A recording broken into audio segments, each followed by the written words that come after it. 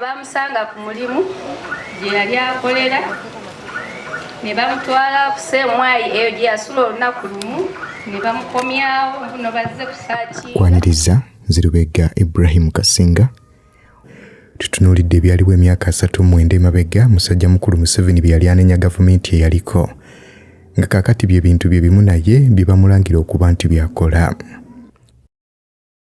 Zirubega Ibrahim Kasinga kujjukiza nti teweerabira okukozesa Ropa Free Mosquito Oil Repellent okumwesiiga naddala obudde nga buwungedde osobola okwewala ensiri y'okkuluma. Ate nga kujjukiza ne Rubega Designs batunga engoye ojja basanga ku Jemba Plaza mu kibuga Kampala ku 0705 14 16 39. Omwezi ogw'omusanvu oguwedde omwaka guno ogwa 2024 lwejaweza emyaka 39 emabega musajja mukulu Tito Okello ne banne lwe bawamba gavumenti ya Milton Obote. Bano okuwamba gavumenti bwe kityo kyakomekkereza obukulembeze bwa Milton Obote obw'omulundi ogwokubiri. Era nga General Tito Okello ne banne olwamala okuwamba baggalawo ensalo zonna ezifuluma eggwanga lino erya Uganda teekako n'okubeera nga baggalawo ekisawo ekyennyonyi ekya Entebbe International Airport.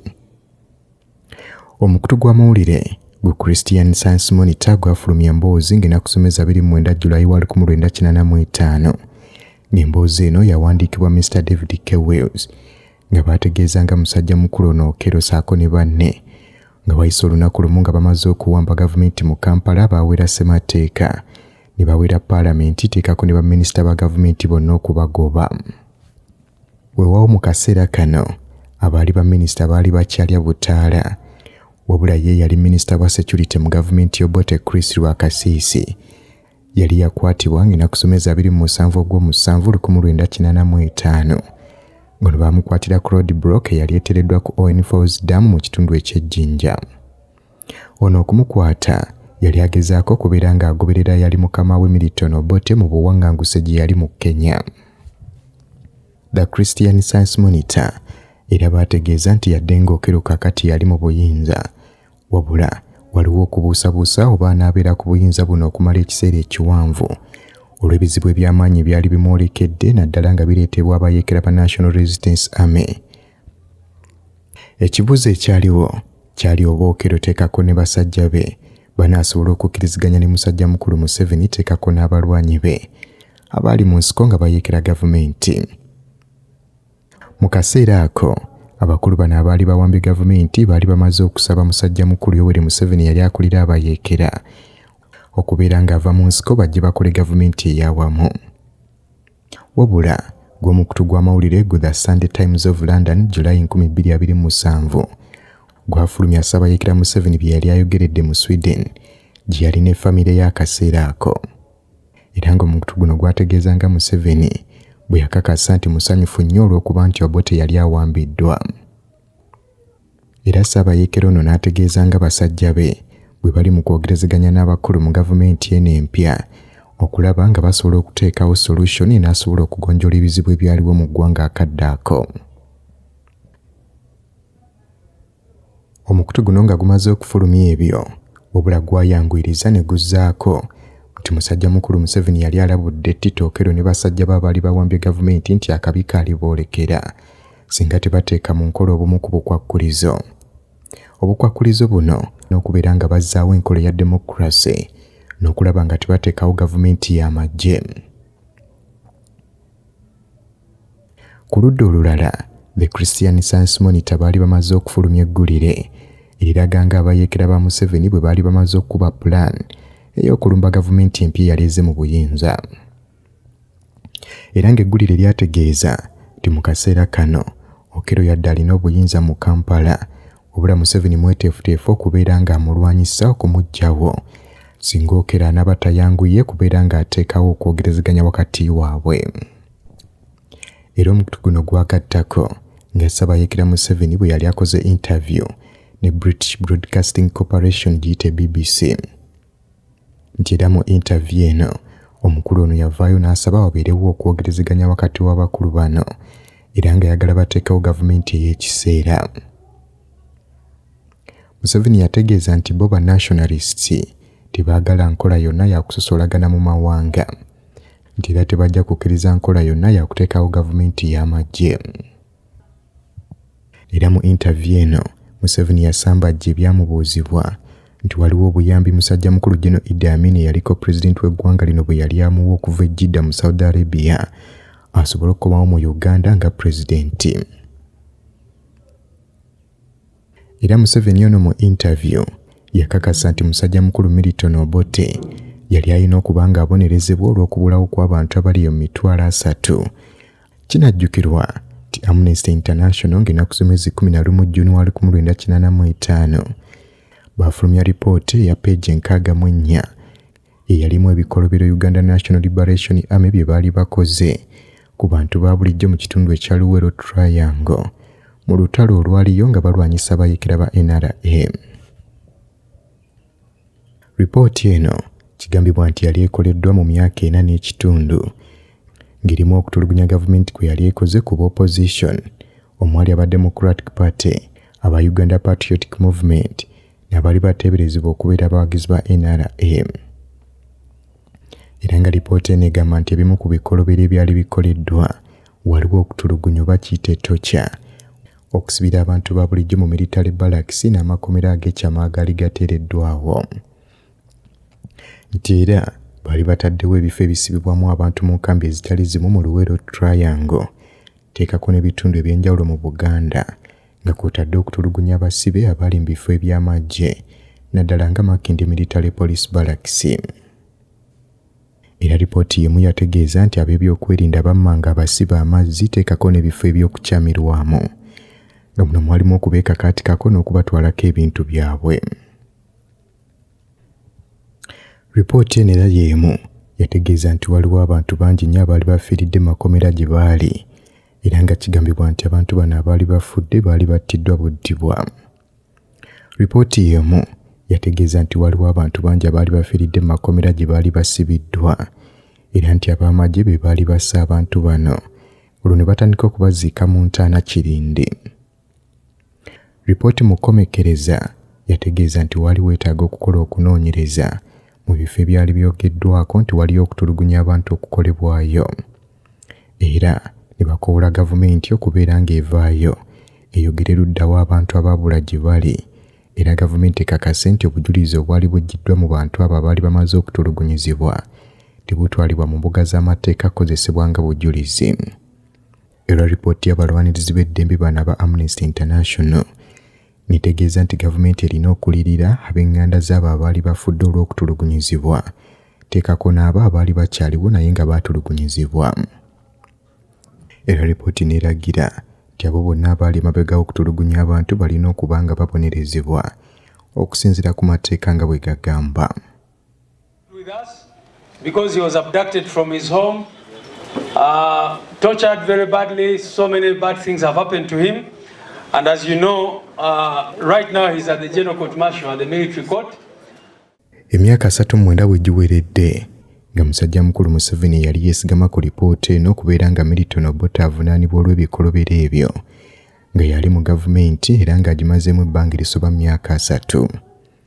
Wabula naye kakati lipooti ze zimu ezimukolebwako nga ziraga nti abantu bangi bazze batulugunyizibwa ne basibibwa mu makomera gye batasaanidde kubasibira abamu ne babulawo nga tebamanyikiddwako mayitire teekako n'ebikolobero ebirala bingi.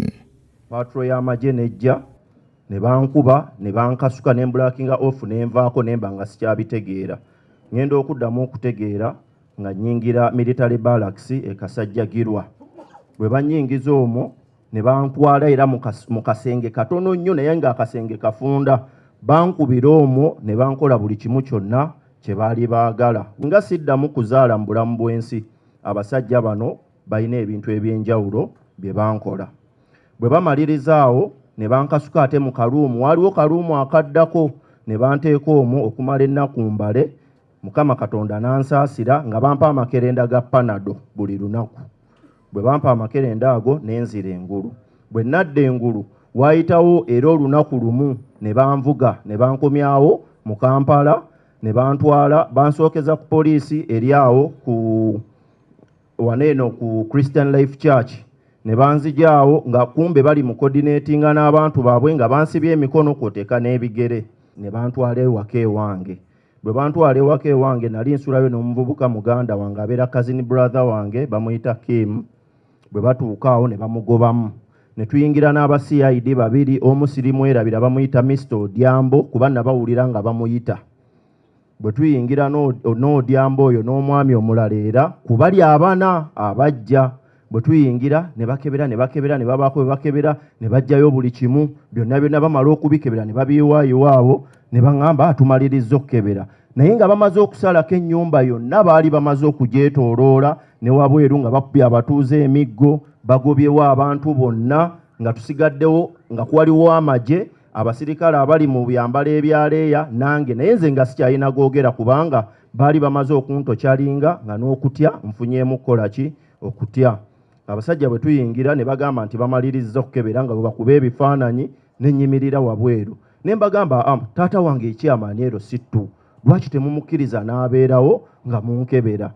Muzeeyi bwe yajja baamugaana okuyingira. Bwe bamugaana okuyingira n'ayimirira wabweru. Bw'ayimirira wabweru abasajja bano Mr. Odiambo bamuyita Odiambo bwe yavaayo n'agamba abalala n'abagamba have you checked thoroughly? Ng'olwo tumaze okufulumamu. N'agamba no, let me go back inside then I check thoroughly. Bw'ayingira munda ye bwe yaddayo kumbe balina ebintu byabwe. Abasajja bano bajja n'amasasi n'ebisosonkole kwoteka ne magazine enkadde. Abaali wabweru baddira magazine ne bazisibaasibaawo ne bazisuula mu kasasiro wange wenteeka kasasiro.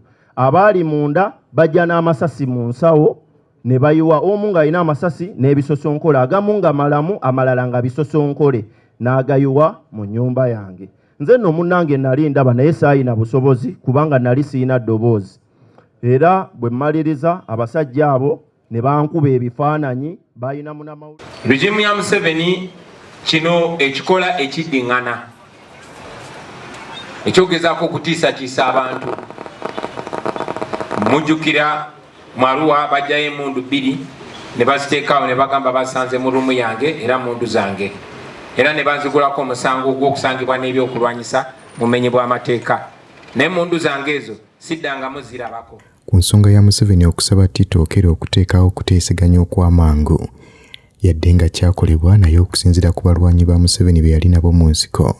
Museveni yennyini ate yalagiranga basajja b'okukola ebikolobero omwali okubuzaawo n'okutta abamu ku bantu baabwe bennyini kibasobozesa okubeera nga batataaganya enteekateeka z'okuteeseganya ne Tito Okello nga bamuvunaana nti yali mu kukola ebikolobero ebyo. Twakolerangamu obuvuyo bungi.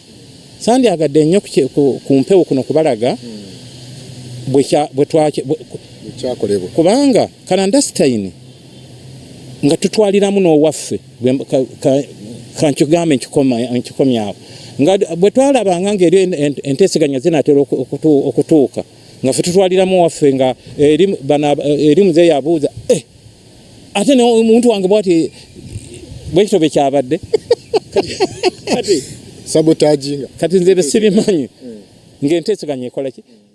Okutuuka olwaleero musajja mukulu Museveni ayagala nnyo okuteekawo enteeseganya n'abo ababeera bamuvuganya. Oboolyawo ng'okugaana kwa bano kubeera nga bateeseganya ne musajja mukulu ono bakwesigamya ku kubeera nti teyeesigika. Dr. Besigye edda bamukwata alemeddeko ne bamuteekako ebisangosango tisimanya muyeekera era akulembera abayeekera aba PRA ne bagamba yakwata n'omuwala bamuteekako ebisangosango awo ebijweteke. Mu 2004 ebushenyi eyo wali okuziika muzeeyi omu baali bamuyita Professor Adonia Tiberondwa. Major General Kayinda otafiira kuziika okwo yanyumya story bye baakolanga nga bali mu nsiko. N'agamba nti bavangayo mu nsiko ne bambala ebyambalo bya gavumenti yaliwo ya UPC ne bagenda ne bakola effujjo ku bantu eruweere yowawawa mu bitundu ebyenjawulo bavumaganye gavumenti yaliwo. So kati bino bye bakola si bipya. Mwesigwa bamukwata ne bamutwala ne bamutulugunya ne tumulaga eggwanga ne bamusuubiza obusente.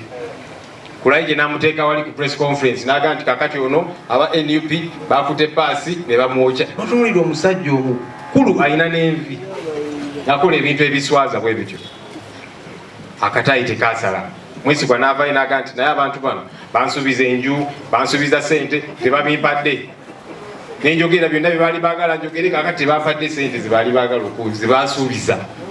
Kati naffe tulina okubeera alaati kubanga abamu bajja bakozesa ensobi bakusuubiza ebintu. Muze mulaba abantu betwali nabo n'asala eddiiro n'ayogera eby'ekisirusiru naye ne wayita akaseera n'atandika okukuluma. Sijja kwogera mannya mubamanyi. Pulezidenti Museveni yasaba Tito Okello obutassawo obukulembeze bw'amagye. Kyokka olwaleero kirabika nga kyasinga okwenyumirizaamu. Gano mulundi ogusimbyeyo we kyeyolekedde kwekubira nti yavuddeyo n'alabula bazzukulu be nti ajja kubasesebbula singa bagezaako okwekalakaasa nga bawakanya obuli bw'enguzi buli mu paalamenti.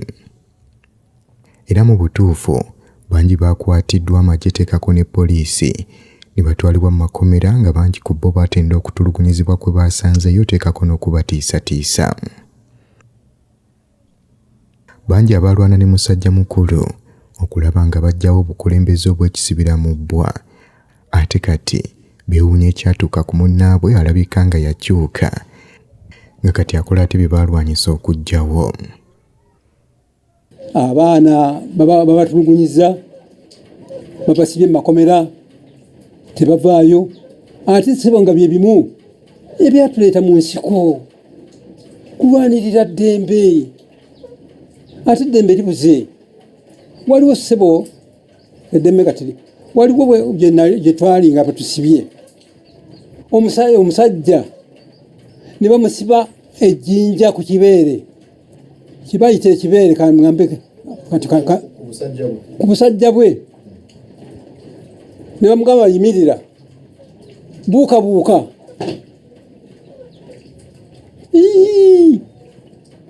Mu kiseera kye kimu The Sunday Times of London bategeeza nga musajja mukulu Godfrey Lukongwa Binaayise yaliko pulezidenti w'eggwanga lino eyali mbuwaŋŋanguse bwe yategeeza nga bwali omweteefuteefu okudda mu Uganda oluvannyuma lw'okubanga Milton Obote yali awambiddwa. Okusinziira ku lupapula luno, Binaayise yali mbuwaŋŋanguse mu United Kingdom. Yategeeza omukutu gw'amawulire ogwa BBC nti yali musanyufu nnyo olw'okubeera nga Obote aggiddwa mu bukulembeze bw'eggwanga.